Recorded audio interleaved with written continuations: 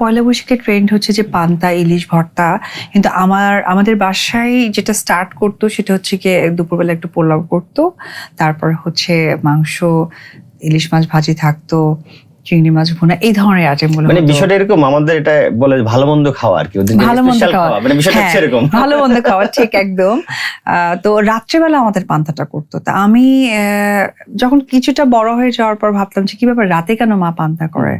তো পান্তা ভাতটা রাতে করার কারণ হচ্ছে ঘুমটা নাকি ভালো হয়, যার জন্য রাতে পান্তা করতো। তা আসলে পয়লা বৈশাখ নিয়ে ছোটবেলা থেকে আমি ওয়েটই করতাম যে নতুন জামা কিনবো এবং তাহলে সারা বছর কিনতে পারবো। আচ্ছা, মানে বৈশাখে কোথায় যাওয়া হতো ঘুরতে, কাদের সাথে ঘুরতে বের হওয়া হয়? বৈশাখে বগুড়াতে সব থেকে বড় একটা মেলা হতো, দাড়িদহ একটা জায়গা আছে, ওইখানে অনেক বড় একটা মেলা হতো। সেখানে বিশেষ করে নাগরদোলা এবং হচ্ছে হাতি ঘোড়া কিনতে পাওয়া যেত, মিষ্টি জাতীয় যেগুলো সেগুলো। তারপরে মেলায় গেলেও যে একটা ইয়ের মতো টেনে নিয়ে গেলে এরকম পিট পিট করে বাজতো না, গাড়ি টাইপের, হ্যাঁ ওইটা। তারপরে হচ্ছে এরকম লম্বা লাঠি দিয়ে করলে উপরে ঘূর্ণির মতো করে ঘুরতো, মানে এইগুলো কেনার একটা আগ্রহ কাজ হতো। এবং বিকেল হলেই খাওয়া দাওয়া শেষ করে মারা হয়তো একটু রেস্ট নিতে চাইতেন, বা টিভিতে অনেক নতুন বাবা মায়ের সাথে ঘুরতে যাওয়া বা বোনদের সাথে, একদম ছোট সময়ের গল্প, একদম ফ্যামিলি। এমন হয়েছে যে একটা গাড়ি হয়তো তুমি যেটা পছন্দ করেছো ওটা হয়তো নায়াসিনামাইড ও স্যালিসাইলিক সমৃদ্ধ লিলি ফেস ওয়াশ, যা ফেসের ডেড স্কিন সেল দূর করে দেয় দ্বিগুণ ফাস্টার ব্রাইটেনিং। তারা দেয়নি, অন্যটা কিনে দিয়েছে বা না, এরকম কখনো হয়নি। কারণ মেলায় গিয়ে তো আমি মানে তারাও জানতো এই জিনিসের মধ্যে সীমাবদ্ধতা থাকবে, এগুলো করা হতো। তবে পয়লা বৈশাখে স্পেশাল যে মেলাগুলো হতো, জাস্ট পয়লা বৈশাখের দিন হতো, সেটা হচ্ছে গিয়ে ওই যে এরকম রিং থাকে না, কিছু চকলেট থাকতো, কিছু খেলনা থাকতো, বিভিন্ন ধরনের আইটেম থাকতো, এরকম করে ফেলে পড়লেই আমরা তিনটে একসাথে পড়তে হবে পরপর, তাহলে আর কি ওটা পাবো।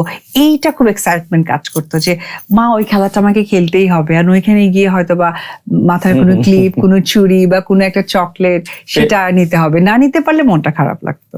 আচ্ছা, কিন্তু ওই যে বলে না যে মেলায় গিয়ে হারিয়ে যায়, এরকম কোনো ঘটনা ঘটছে কিনা? না, এটা হয়তো সিনেমায় হয়েছে, বাট আমার লাইফে কখনো হয়নি। কারণ আমরা অনেকেই যেতাম, আর আমরা তো বাড়ির আশপাশেই ছিল, যার কারণে একদমই এরকম হতো না। অনেক সময় এমন হতো যে দোকানদারও তো আমাদের পরিচিত, আমাদের খুবই কাছের মানুষ। আর এই ধরনের দোকানদার যারা দোকানিরা থাকেন, তারা তো প্রায়ই মানে হিন্দু ধর্ম অবলম্বীরা থাকেন, খই মুড়ি মুড়কি এগুলো বিক্রি করেন। সো কখনো এরা হয়নি। আচ্ছা, এটা তো একদম শৈশবের গল্প শুনলাম। একটু কৈশোরে যখন হয় তখন কি হয় যে একটু বয়ফ্রেন্ড বা বন্ধু বা এদের সাথে একটু ঘুরতে বের হওয়া বা এদের সাথে দেখা করতে যাওয়া, বা এরকম হয়েছে কিনা মেলা কেন্দ্রিক বা বৈশাখ কেন্দ্রিক? আমার লাইফে একমাত্র গল্পটা আসলে লাইফে স্কিপ হয়ে যায়, সেটা হচ্ছে বয়ফ্রেন্ডের জায়গাটা। আমার বান্ধবীরা প্রেম করতো, সেখানে আমি অনেক হেল্প করতাম, কিন্তু আমার লাইফে আসলে প্রেমটা হয়নি। আমার লাইফে প্রেমটা শুরুতেই শেষ হয়ে গেছে, মানে বিয়ে হয়ে গেছে বিষয়টা এই। তো সেই জায়গা থেকে আসলে আমার ওইরকম কোনো প্রেম হয়নি। আর পয়লা বৈশাখে কখনোই মা আমাকে বের হতে দিতেন না। ঈদগুলো হয়তো বা আমার বান্ধবীদের সাথে তাদের বাড়িতে যেতাম সালামির জন্য, হয়তো বা তাদের সাথে সাথে সালামি নিতাম, কিন্তু পয়লা বৈশাখ স্পেসিফিক্যালি এটা আমি আমার ফ্যামিলি মেম্বারদের সাথে যাওয়া হতো। আর আমার না লাইফে প্রেম বিষয়টা ওইভাবে কখনো টানেনি। আমি সবসময় বড় হতে চেয়েছি, স্টাবলিশড হতে চেয়েছি। ভুল না করে যদি কৈশোরের কথা বলছি, তুমি যখন ফিল্মে আসো বা সিনেমায় আসো, তখনই তো তোমার কৈশোর সময়টা, তখনই তুমি প্রেমে পড়ে গেছো অলরেডি। ফিল্মে 8-এ পড়া বা 9-এ পড়া একজন মেয়ে, সেই সময়টাই তো এই ঘটনাগুলো ঘটে একদমই। বাট তোমার লাইফে তাই ঘটছে, বাট সেটা ফিল্মের মানুষদের সাথে, ফিল্মের মানুষের সাথে ঘটেছে এবং বিয়ে হয়ে গেছে, যার জন্য জিনিসটা আসলে খুব বেশি দূর যায়নি। বা স্কুল কলেজ লাইফে বা বগুড়াতে বড় হওয়ার কারণে ওখানে কারোর সাথে প্রেম ছিল বা ব্রেকআপ হয়েছে বা কিছু ভালো লাগা কাজ করেছে, এটা কোনোটাই ঘটেনি।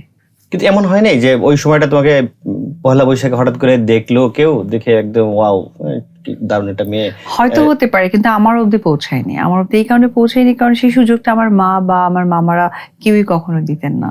মানে আমরা সবাই একসাথে সারিবদ্ধভাবে যেতাম, আবার সারিবদ্ধভাবে বাসায় চলে আসতাম। হয়তো বা কিছু হয়েছে বা আমি জানি না, বাট আমার কাছে মনে হয় যে খুব টাইট একটা মানে বাউন্ডারি দিয়ে ফ্যামিলি আমাকে বড় করেছে। নায়াসিনামাইড ও স্যালিসাইলিক সমৃদ্ধ লিলি ফেস ওয়াশ, যা ফেসের ডেড স্কিন সেল দূর করে দেয় দ্বিগুণ ফাস্টার ব্রাইটেনিং।